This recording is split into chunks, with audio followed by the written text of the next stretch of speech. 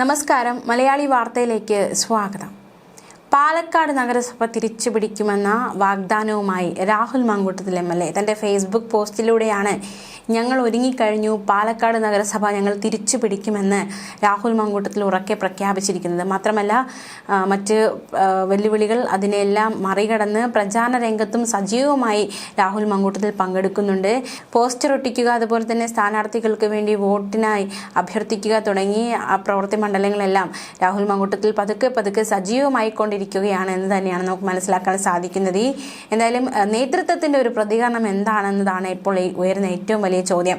പ്രത്യേകിച്ച് പ്രതിപക്ഷ നേതാവ് VD സതീശൻ ഈ ഒരു വിഷയത്തിൽ എന്താണ് അദ്ദേഹത്തിൻ്റെ നിലപാട്, അതേവരും ഉറ്റുനോക്കുന്നുണ്ട്. എന്തായാലും എതിർപ്പുകളെല്ലാം മറികടന്ന് ഈ തിരഞ്ഞെടുപ്പ് രംഗത്ത് സജീവമായി കൊണ്ടിരിക്കുകയാണ് രാഹുൽ മങ്കൂട്ടത്തിൽ MLA. പ്രത്യേകിച്ച് ഈ പാലക്കാട് നഗരസഭ തിരിച്ചുപിടിക്കുമെന്ന് ഉറക്കെ പ്രഖ്യാപിച്ചിരിക്കുന്നു. മാത്രമല്ല കഴിഞ്ഞ ദിവസം കണ്ണാടി തെളിയട്ടെ UDFന്റെ വിജയ ചിത്രമെന്നും കണ്ണാടി പഞ്ചായത്ത് പിടിച്ചെടുക്കുമെന്നും രാഹുൽ മങ്കൂട്ടത്തിൽ കഴിഞ്ഞ ദിവസം പറഞ്ഞിരുന്നു. എന്തായാലും UDF വളരെ പ്രചരണ രംഗത്ത് സജീവമാണ്. ഇത്തവണ നഗരസഭ പിടിച്ചെടുക്കുമെന്ന ഉറച്ച വിശ്വാസത്തോടെ നിൽക്കുകയാണ്. CPMഉം BJPയും പ്രചരണമൊക്കെ കൊഴുപ്പിക്കുകയാണ്. പാലക്കാട് നഗരസഭയിൽ BJP പോര് കൂടുതൽ രൂക്ഷമാകുന്ന കാഴ്ചയാണ് കഴിഞ്ഞ ദിവസങ്ങളൊക്കെ നമ്മൾ കണ്ടത്. പാർട്ടി സംസ്ഥാന ട്രഷറർ E കൃഷ്ണദാസിനെ തിരഞ്ഞെടുപ്പിൽ തോൽപ്പിക്കാനായി സംസ്ഥാന വൈസ് പ്രസിഡന്റ് കൂടിയായ C കൃഷ്ണകുമാർ പക്ഷം സർവ്വസന്നാഹത്തോടെ ഇറങ്ങി. പാലക്കാട് നഗരസഭയിലെ പട്ടിക്കരയിൽ നിന്ന് സ്ഥാനാർത്ഥിയെ മാറ്റണമെന്നാവശ്യപ്പെട്ട് RSSന് പരാതി നൽകുന്ന സാഹചര്യമുണ്ടായി. പട്ടിക്കര നിവാസികൾ എന്ന പേരിലാണ് പരാതി നൽകിയത്. കൃഷ്ണദാസ് മത്സരിക്കുന്നത് ആർക്കും താല്പര്യമില്ല എന്നാണ് പരാതിയിൽ പറയുന്നത്. തീരുമാനം പുനഃപരിശോധിക്കണമെന്ന ആവശ്യവും ഉന്നയിച്ചിരുന്നു. 117 പേർ പരാതിയിൽ ഒപ്പിടുകയും ചെയ്തു. BJP സംസ്ഥാന അധ്യക്ഷൻ രാജീവ് ചന്ദ്രശേഖർ ഇടപെട്ടായിരുന്നു കൃഷ്ണദാസിനെ മത്സരിപ്പിക്കുക എന്ന തീരുമാനത്തിലേക്ക് എത്തിയത്.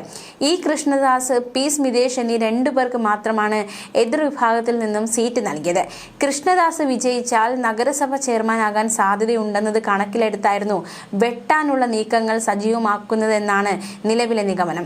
ഏറെ ഭിന്നതകൾക്കിടയിലായിരുന്നു പാലക്കാട് നഗരസഭയിലേക്കുള്ള BJP സ്ഥാനാർത്ഥികളെ പ്രഖ്യാപിച്ചത്. C കൃഷ്ണകുമാർ പക്ഷം എതിർപക്ഷത്തെ മുഴുവൻ നേതാക്കളെയും വെട്ടിനിരത്തിയായിരുന്നു സ്ഥാനാർത്ഥി പട്ടിക തയ്യാറാക്കിയത്. മുതിർന്ന നേതാവും മുൻ കൗൺസിലറുമായ N ശിവരാജനും നിലവിലെ ചെയർപേഴ്സൺ പ്രമീള ശശിധരനും ഇത്തവണ സീറ്റ് കിട്ടിയില്ല എന്നതും ഏറെ ശ്രദ്ധേയമായി. പ്രമീള ശശിധരൻ ഏത് സാഹചര്യത്തിലാണ്, നമുക്കറിയാവുന്നതുപോലെ രാഹുൽ മങ്കൂട്ടത്തിൽ MLAക്കൊപ്പം വേദി പങ്കിട്ട സാഹചര്യത്തിൽ പ്രമീള ശശിധരൻ വലിയ രീതിയിലുള്ള വിമർശനങ്ങൾ ഏറ്റുവാങ്ങുന്ന സാഹചര്യം, പ്രമീളയ്ക്കെതിരെ പാളയത്തിൽ ശക്തമായിരുന്ന സാഹചര്യമൊക്കെ നമുക്കറിവുള്ളതാണ്. കൃഷ്ണകുമാർ വിരുദ്ധ പക്ഷത്തിലെ സാബു ഉൾപ്പെടെയുള്ള കൗൺസിലർമാരെയും സ്ഥാനാർത്ഥി പട്ടികയിൽ നിന്നും ഒഴിവാക്കിയിരുന്നു. തനിക്ക് സീറ്റ് നിഷേധിച്ചതിനെതിരെ RSSനെ N ശിവരാജൻ സമീപിച്ചിരുന്നു. വിഭാഗീയതയെ തുടർന്ന് രാഷ്ട്രീയ ജീവിതം അവസാനിപ്പിക്കുകയാണെന്ന് പറഞ്ഞ് മുൻ നഗരസഭാ ചെയർപേഴ്സൺ പ്രിയ അജയൻ ഫേസ്ബുക്ക് പോസ്റ്റ് ഇടുകയും ചെയ്തത് ശ്രദ്ധേയമായിരുന്നു. മാത്രമല്ല ഈ BJP ഇത്തരത്തിലുള്ള വലിയ രീതിയിലുള്ള ഒരു ഭിന്നതയൊക്കെ നിലനിൽക്കുന്നു. അതിനിടയിൽ കോൺഗ്രസ് നേരത്തെ നടത്തിയ നീക്കങ്ങൾ അതുകൂടി നമുക്ക് നോക്കാം. അതായത് താമരയിൽ നിന്നും പാലക്കാട് നഗരസഭയെ പിടിച്ചെടുക്കാൻ കോൺഗ്രസ് നടത്തിയ നീക്കങ്ങൾ എന്തൊക്കെയാണെന്ന് വിശദമായി നോക്കാം. BJP കൗൺസിലർമാരെ അടർത്തിയെടുത്ത് പാലക്കാട് നഗരസഭാ ഭരണം പിടിക്കാൻ കോൺഗ്രസ് ആഗ്രഹിക്കുന്നില്ലെന്ന് DCC പ്രസിഡന്റ് A തങ്കപ്പൻ പ്രതികരിച്ചിരുന്നു. BJPക്കുള്ളിലെ കലഹം സഹിക്കവയ്യാതെ വരുന്നവർക്ക് കോൺഗ്രസിൽ ഇടം നൽകുമെന്നും കലഹിച്ചു നിൽക്കുന്ന കൗൺസിലറുമായി കോൺഗ്രസ് നേതൃത്വം ഇതുവരെ യാതൊരു ചർച്ചയും നടത്തിയിട്ടില്ല എന്നും അദ്ദേഹം നേരത്തെ തന്നെ നിലപാട് വ്യക്തമാക്കിയതാണ്. ചർച്ചയ്ക്കായി ആരെയും ചുമതലപ്പെടുത്തിയിട്ടുമില്ല. BJP ജനപ്രതിനിധികൾ ഉൾപ്പെടെ കൂടുതൽ ആളുകൾ വൈകാതെ കോൺഗ്രസിലേക്ക് എത്തുമെന്ന കാര്യത്തിൽ സംശയമില്ല എന്നും അദ്ദേഹം പ്രതികരിച്ചിരുന്നു. ഓപ്പറേഷൻ കമൽ അത് വിപുലമാക്കുകയായിരുന്നു കോൺഗ്രസ് ഈ ദിനങ്ങളെല്ലാം. BJP നേതാക്കളെ കോൺഗ്രസിലെത്തിക്കാനുള്ള ഓപ്പറേഷൻ കമൽ വിപുലമാക്കിയിരുന്നു. BJP അധ്യക്ഷ സ്ഥാനത്തേക്ക് വരെ പരിഗണിക്കപ്പെടാവുന്ന ഒരു മുതിർന്ന നേതാവ് കോൺഗ്രസ് നേതൃത്വവുമായി ആശയവിനിമയം നടത്തിയെന്നതടക്കമുള്ള വിവരങ്ങളൊക്കെ നേരത്തെ തന്നെ പുറത്തു വന്നതാണ്. സന്ദീപ് വാര്യർ, KP മധു, ഓപ്പറേഷൻ കമൽ ഈ പേരുകളിൽ ഒതുങ്ങില്ല എന്നതടക്കമുള്ള വിവരങ്ങളൊക്കെ കഴിഞ്ഞ ദിവസങ്ങളിൽ മനസ്സിലായതാണ്. ഇടഞ്ഞു നിൽക്കുന്ന BJP നേതാക്കളെ മൂടോടെ പിഴുതുകൊണ്ടുവരാനായിരുന്നു ഓപ്പറേഷൻ കമലിലൂടെ കോൺഗ്രസ് ലക്ഷ്യമിട്ടത്. K സുരേന്ദ്രൻ ഒഴിഞ്ഞാൽ സംസ്ഥാന അധ്യക്ഷ പദവിയിലേക്ക് പരിഗണിക്കപ്പെടാവുന്ന മുതിർന്ന നേതാവടക്കം കോൺഗ്രസ് നേതൃത്വവുമായി ഒന്നാംഘട്ട ആശയവിനിമയം നടത്തി എന്നതടക്കമുള്ള വിവരങ്ങളൊക്കെ ആ സമയത്ത് പുറത്തു വന്നതാണ്. BJPയിൽ ഇടഞ്ഞു നിൽക്കുന്ന ജനാധിപത്യവാദികളും RSSുമായി അടുപ്പമുള്ളവരും ഇക്കൂട്ടത്തിലുണ്ടായിരുന്നു. നേരത്തെ കെ സുരേന്ദ്രൻ അധ്യക്ഷ സ്ഥാനത്ത് തുടരാൻ കേന്ദ്ര നേതൃത്വം അനുമതി നൽകിയ സമയത്ത് ബിജെപിക്കുള്ളിൽ വലിയൊരു പൊട്ടിത്തെറി കോൺഗ്രസ് പ്രതീക്ഷിച്ചതാണ്. ന്യൂനപക്ഷ വിഭാഗങ്ങളെ അകറ്റി ഭൂരിപക്ഷ വിഭാഗങ്ങളുടെ പിന്തുണ ഉറപ്പിക്കാനുള്ള CPMന്റെ നീക്കങ്ങളെ പരാജയപ്പെടുത്താൻ ഓപ്പറേഷൻ കമലിലൂടെ കഴിയുമെന്നാണ് കോൺഗ്രസിന്റെ നിഗമനം. മുസ്ലിം ലീഗ് നേതൃത്വത്തെ ബോധ്യപ്പെടുത്തിയാണ് കോൺഗ്രസിന്റെ നീക്കുപോക്ക്. ഇന്നത്തെ കോൺഗ്രസ്, നാളത്തെ BJP റിക്രൂട്ടിംഗ് ഏജൻസിയാണ് കോൺഗ്രസ് എന്നീ ആക്ഷേപങ്ങൾ മറുപടി നൽകാൻ സാധിക്കുമെന്നതിനാൽ ഓപ്പറേഷൻ കമലിന് AICC നേതൃത്വത്തിന് പിന്തുണയും ഉണ്ടായിരുന്നു. ഏതായാലും കോൺഗ്രസിന്റെ ഓപ്പറേഷൻ കമലൊക്കെ ഈ ഒരു തിരഞ്ഞെടുപ്പിൽ ഏറ്റവും നിർണായകമായി മാറും. അതൊക്കെ ഒരു വിജയത്തിലേക്ക് കോൺഗ്രസിനെ നയിക്കുമോ എന്നടക്കമുള്ള ചോദ്യങ്ങൾ ബാക്കിയാവുകയാണ്. എന്തായാലും പാലക്കാട് നഗരസഭയുമായി ബന്ധപ്പെട്ട് കേന്ദ്ര സഹമന്ത്രി സുരേഷ് ഗോപിയുടെ ഒരു പ്രതികരണം കൂടി നമുക്കൊന്ന് നോക്കാം.